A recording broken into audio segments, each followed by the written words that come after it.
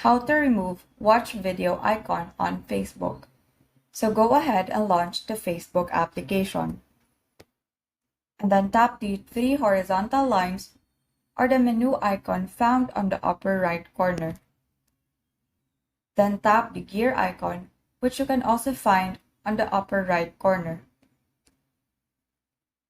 Then under Preferences, you will see this option, Navigation Bar. Select this option, and then tap the Customize the bar option.